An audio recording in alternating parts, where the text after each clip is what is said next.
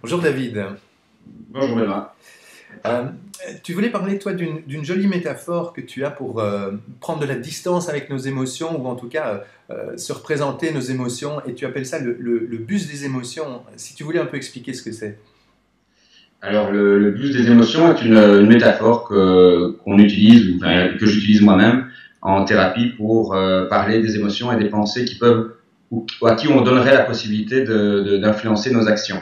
Et donc la métaphore se présente de la manière suivante.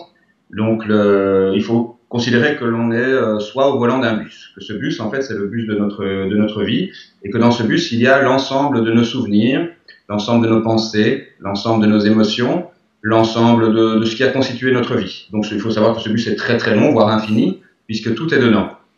Et donc si on considère ça, il y a certains de nos souvenirs qui sont assez lointains.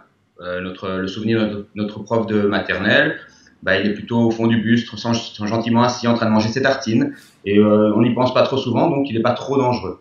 Par contre, certains souvenirs plus récents, qui peuvent être douloureux, eux, sont plus devant et peuvent prendre des aspects assez menaçants. Il y a plusieurs règles dans ce bus, parce que comme dans tout moyen de transport, il y a des règles à respecter. Et dans ce bus, effectivement, il y a une règle, c'est que effectivement, on ne peut pas obliger les passagers du bus à descendre. Mais ça, c'est comme dans la vie de tous les jours. Si tu obliges une pensée à partir, automatiquement, elle va remonter par la porte de derrière et quand elle va revenir, elle va vraiment pas être contente et ça va encore être pire. Et donc, il est effectivement impossible de faire descendre une pensée de ce bus. La règle suivante aussi, c'est que dans ce bus, tu es conducteur.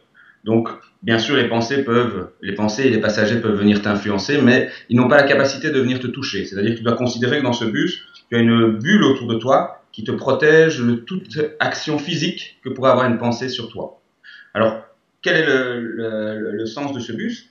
C'est vraiment de se dire, voilà, à partir du moment où je décide, par exemple, le matin, j'ai une réunion le matin. Et alors, la réunion le matin, je sais qu'automatiquement, il y a dans cette réunion quelqu'un que je n'apprécie pas. Alors, il y a la pensée qui va se lever de ce bus et qui va commencer à me dire et me parler derrière, en train de me dire, ah, il n'y va pas, il va venir te déranger. Et alors, en conduisant mon bus, je peux soit l'écouter, être distrait et donc ne pas être centré sur les choses, ou je peux maintenir mon objectif qui est de partager durant cette réunion. Durant une réunion aussi, il y aura peut-être ta pensée qui va se lever un peu menaçante, qui va me dire est-ce que tu as bien préparé, la pensée qui va aussi me parler de plein de choses qui pourraient éventuellement me perturber. Et donc automatiquement, quand on va prendre des directions dans notre vie, automatiquement ça va réveiller des pensées. Après, on peut ou non les écouter et aller dans le sens de ce qu'elles me disent, sachant qu'effectivement ces pensées ne peuvent pas me toucher physiquement, mais on peut se faire influencer, s'arrêter et commencer à parler avec elles. Ça t'est peut-être déjà arrivé, moi ça m'arrive souvent de discuter avec des pensées, de débattre dans ma tête, j'y vais pas, et alors là je suis dans le bus, j'y vais pas, et je regarde plus la route, je vois plus où je vais dans ma vie. Et voilà, donc on peut aussi à un moment donné gueuler sur ses pensées, dire j'en ai marre, je veux plus avoir ces pensées, et alors on s'énerve. Bon après ça, il faut voir que dans la vie de tous les jours, on va pas être très centré sur les gens qui nous entourent, et on va pas avancer vers ce qui est important vers nous.